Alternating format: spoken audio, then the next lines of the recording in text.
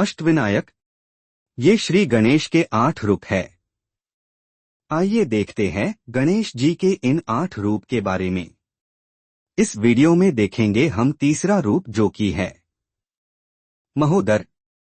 महोदर इति ख्यातो ज्ञानब्रह्म प्रकाशकः महासुरस्य शत्रुर्वे आखुवाहनगः स्मृतः भगवान श्री गणेश का महोदर नाम से विख्यात अवतार ज्ञानब्रह्म का प्रकाशक है। उन्हें महासुर का विनाशक तथा उनका मूषक वाहन बताया गया है। दैत्य गुरु शुक्राचार्य के एक शिष्य का नाम महासुर था। उनके आदेश से महासुर ने भगवान सूर्य की आराधना की। उसकी कठोर तपस्या से भगवान सूर्य प्रसन्न हो गए। उन्होंने महासुर को सर्वत्र विजयी होने का वरदान दिया। वर से संतुष्ट होकर असुर अपने स्थान पर लौटा। शुक्राचार्य ने उसका दैत्यराज के पद पर अभिषेक किया। उसके बाद अपने प्रबल पराक्रम से उसने तीनों लोकों पर अधिकार कर लिया। देवता और मुनि पहाड़ों एवं जंगलों में छिप गए। चारों तरफ से निश्चिंत होकर महासुर अपनी पत्नी मदिरा के साथ सुखपूर्वक यौवन व्यतीत करने लगा। वर्णाश्रम धर्म, सत्कर्म, यज्ञ, तप आदि सब नष्ट हो गए। दुहखी देवता ऋषियों के साथ भगवान सूर्य के पास गए तथा इस भयानक विपत्ति से मुक्ति का उपाय पूछा। भगवान सूर्य ने उन्हें एकाक्षर मंत्र देकर भगवान गणेश को प्रसन्न करने की प्रेरणा दी। देवता और मुनिगण श्रद्धा भक्तिपूर्वक भगवान महोदर की उपासना करने लगे।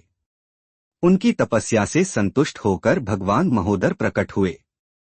देवताओं और मुनियों ने अत्यंत आर्त होकर महोदर की स्तुति की।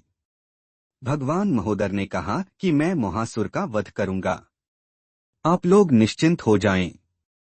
ऐसा कहकर मूषक पर सवार भगवान महोदर महासुर से युद्ध करने के लिए चल दिए।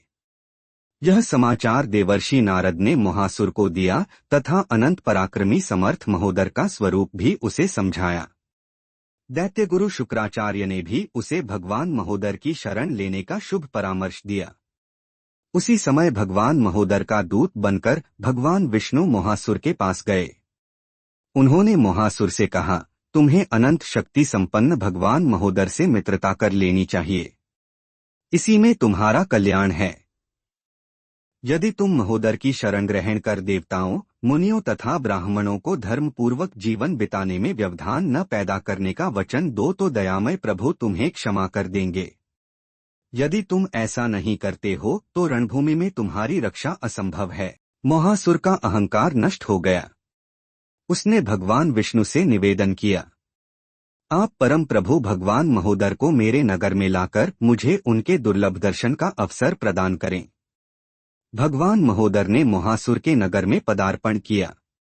महासुर ने उनका अभूतपूर्व स्वागत किया। दैत्य युवतियों ने पुष्प वर्षा की। महासुर ने भगवान महोदर की श्रद्धा भक्तिपूर्वक पूजा की। गदगद कंठ से स्तुति करते हुए उसने कहा कि प्रभु, अज्ञानवश मेरे द्वारा जो अपराध हुआ हो उसके लिए मुझे क्षमा करें। मैं आपके प्रत्येक आदेश पालन करने का वचन देता हूँ। अब मैं देवताओं और मुनियों के निकट भूल कर भी नहीं जाऊंगा। उनके किसी भी धर्माचरण में विघ्न नहीं पैदा करूंगा।